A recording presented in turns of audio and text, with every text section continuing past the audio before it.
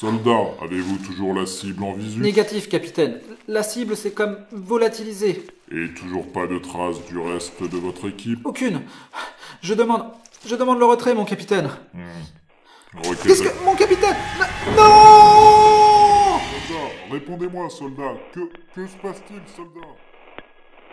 Hey, salut à tous les petits trolls et bienvenue dans ce nouvel opus où l'on va cette fois-ci s'intéresser en détail au SCP numéro 2845, dont j'avais d'ailleurs déjà parlé brièvement dans mon click and troll sur le destructeur de réalité, souvenez-vous, et qui là pour le coup méritait clairement sa propre vidéo. Non mais parce que là franchement je te le dis direct Billy, si celui-ci devait être un Pokémon, sans tortiller ne serait-ce qu'un poil de fion, sans hésiter ça serait un légendaire. Et ouais, je sais que c'est pas la première fois que je te la sors celle-là, mais crois-moi, elle n'a jamais été aussi vraie. SCP-2845 aurait grosso modo, d'après son rapport officiel du moins, l'apparence d'un gigantesque cerf couleur émeraude, sauf exception faite de son cou et bas-ventre, qui eux tireraient plutôt sur un blanc crème, et qui ne mesurerait pas moins de 2,9 mètres au garrot pour un peu plus de 800 kg, et qui de plus serait auréolé d'un anneau de glace d'environ 1,7 mètre de diamètre pour 35 cm d'épaisseur, interrompu à intervalles réguliers par 7 sphères d'une quinzaine de centimètres, tournant à une vitesse de 1,6 tours par minute, et constitué principalement d'hydrogène et d'hélium métallique. Ah oui, il aurait surtout un visage glabre, aux traits appelant fortement ceux d'un homme, soit un mix pas du tout flippant. Du tout. SCP-2845 fit son apparition fin 2011 après que le fragment de la comète C2011-W3 le transportant s'écrasa sur Terre à environ 124 km des côtes américaines dans l'océan Pacifique. 3 jours plus tard, et après avoir rejoint la côte, ce dernier se montra d'emblée extrêmement hostile, et ce principalement envers la race humaine, ce qui conduisit bien vite la Fondation, en collaboration étroite avec la Coalition mondiale occulte, à dépêcher sur place plusieurs escouades qui, après plusieurs jours de bombardements intensifs autour du dit SCP, et certainement aussi quelques ratés qui atterrirent directement dans sa gueule, mais bon après ce dernier se montrant totalement insensible aux dégâts physiques, il devait clairement s'en bullet cancel les couilles on va dire, parvint finalement à guider l'entité dans les montagnes du Nevada où fut dès lors mise en place en urgence la construction d'un site, le numéro 100, entièrement dédié à ce SCP.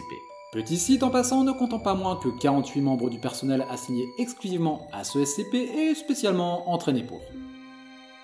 Pour ce qui est du site en question, ce dernier est constitué de pas moins de 9 cercles concentriques, appelés anneaux par la Fondation, s'étalant de anneau A à anneau I, contenant eux-mêmes 6 chambres circulaires, abritant en leur sein un foutu hexagramme de plomb, soit une merde de figure géométrique dans le même style qu'un pentacle, sauf que là il y a 6 branches, et si avec ça t'as toujours pas compris ce que c'est, eh bien regarde cette putain d'image Billy et fais pas chier, sachant de plus que chaque chambre est située respectivement à 60 degrés l'une de l'autre, soit de 0 à 300 degrés, le 0 se devant d'ailleurs de pointer obligatoirement vers le nord, parce que ta gueule c'est magique, et quant à la chambre centrale censée accueillir l'entité, ainsi que 216 gros piliers. Pourquoi des piliers? T'inquiète pas, on va y revenir Billy. Cette dernière se devra d'être constamment maintenue à une température de moins 110 degrés Celsius, une pression de 2,3 bars, ce qui, on va pas se mentir, commence à légèrement piquer, ainsi qu'une atmosphère constituée à 96,3% d'hydrogène, 3,25% d'hélium et 0,45% d'ammoniac. Des conditions donc quelque peu spécifiques pour un SCP quelque peu cheaté, notamment en ce qui concerne ses dites capacités. En effet, l'entité se montra bien vite dotée de capacités que l'on pourrait aisément apparenter à de l'alchimie, puisque capable, ni plus ni moins, de transmuter et reconstituer la matière à sa convenance. Et qu'on se comprenne bien Billy, là on parle pas du tout de petites transformations, puisque ce dernier sera entre autres capable de transmuter des végétaux en organismes métalloïdes. Ce qui n'a logiquement aucun sens certes, mais qu'on oublie bien vite en apprenant ce qu'il nous réserve. Tu te souviens des fameux piliers Billy? Eh ben voilà, humain, colonne hexagonale de 2,4 mètres de hauteur. SCP! Oh yeah. Colonne, donc baptisée dès lors 2845-1 par la Fondation, recouverte d'un épiderme caoutchouteux couleur pisse, et qui après analyse conserverait apparemment en leur sein une version quelque peu agrandie du cerveau du pauvre diable transmuté, puisqu'occupant en gros l'entièreté du dit pilier, et qui de plus continuerait à fonctionner, puisque présentant un état constant de haute activité. À savoir de plus que les dites instances, loin d'être isolées, seraient en réalité apparemment capables de communiquer entre elles. Après dans quel but auraient-ils gardé leur conscience humaine ou seraient-ils tous liés à l'image d'une colonie de fourmis dont 2845 serait la reine? Le mystère reste entier. Même s'il est toutefois à noter que quelques variantes mobiles de 2845-1 existeraient apparemment, mais qu'aucune d'entre elles ne put être capturée jusque-là. Et c'est d'ailleurs bien dommage qu'on n'ait pas plus d'infos dessus, parce que moi là, pour le coup, tu vois, j'aurais bien aimé savoir à quoi ça peut ressembler cette merde. Genre comment ça se passe, c'est les piliers qui roulent ou... C'est une vraie question. Pour ce qui est de son confinement à présent, il faut savoir que ce dernier est basé sur de multiples procédures, ou plutôt rituels on pourrait dire, voire carrément même, se devant d'être réalisés par 6 individus à l'intérieur de l'anneau suivant le rituel précédent, pour une durée de 39 minutes avec un délai d'une dizaine d'heures entre chaque et selon un cycle total de 63 heures et 54 minutes. Et là j'espère que tu suis toujours Billy parce que je te le dis direct, ça va pas aller en s'arrangeant. Non, ce SCP a clairement la procédure de confinement la plus ouf et surtout tordue du SCP Game. Enfin en tout cas que j'ai pu voir jusque là, mais je peux te dire que j'en connais pas mal des SCP. Par exemple, le premier de ces rituels intitulé 410 Constantin consiste purement et simplement en une comédie grotesque jouée par 6 protagonistes masqués dans laquelle ces derniers passent leur temps à s'insulter et résoudre des énigmes qui auront pour but d'amener le plus malin d'entre eux à être déclaré roi. Et après ça, ils joueront au dé parce qu'après tout, ouais, pourquoi pas.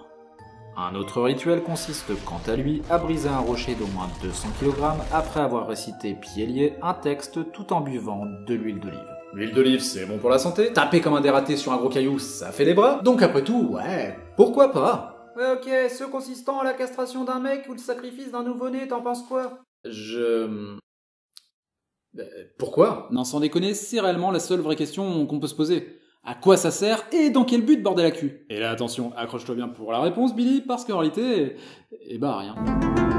Enfin non, pas réellement à rien, même si d'une certaine manière, on pourrait dire que directement, les 10 rituels ne servent effectivement, à rien quoi. Ouais, petite explication.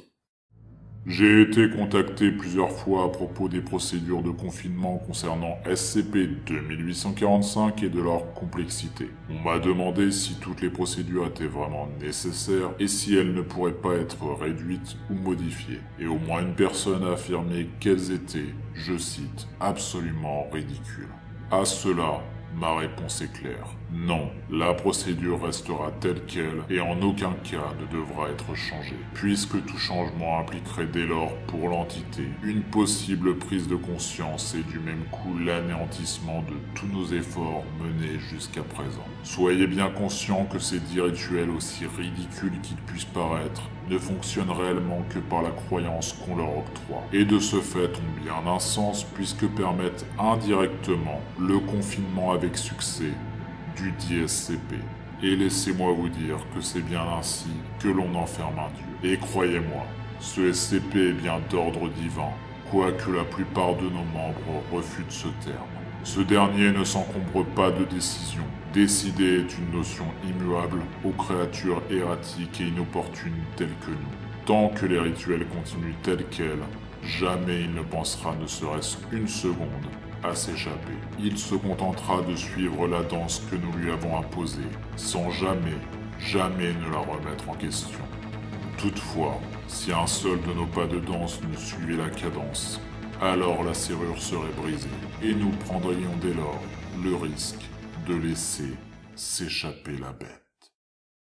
Ce qui signifie en gros que la dite procédure dépend de la croyance qu'on lui en donne et que c'est de cette foi inébranlable dont dépend le confinement avec succès du SCP, puisque devenant dès lors pour lui plus qu'une réalité, la réalité. Et à partir de là, on pourrait penser, puisque justement ce ne sont pas les rituels en eux-mêmes qui sont importants mais la croyance qu'on leur donne, que certains d'entre eux, genre au hasard l'histoire de la castration ou encore du nouveau-né, ne sont pas réellement réalisés. Un peu à l'instar de la procédure 110 Montauk pour ceux qui s'en souviennent. Même si certes, pour celle-ci aussi, ça ne reste que théorique.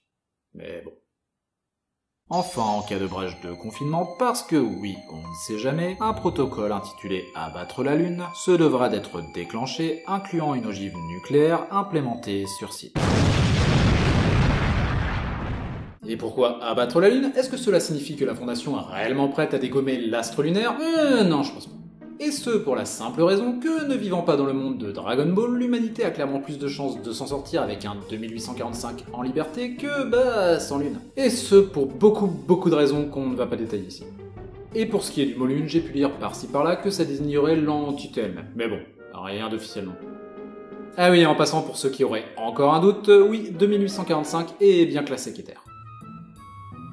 Bref, sur ce les petits trolls, j'espère comme d'hab que cette vidéo vous aura plu, et si c'est le cas, vous connaissez les bails. Et moi je vous dis tout simplement à bientôt pour la prochaine vidéo. Ciao!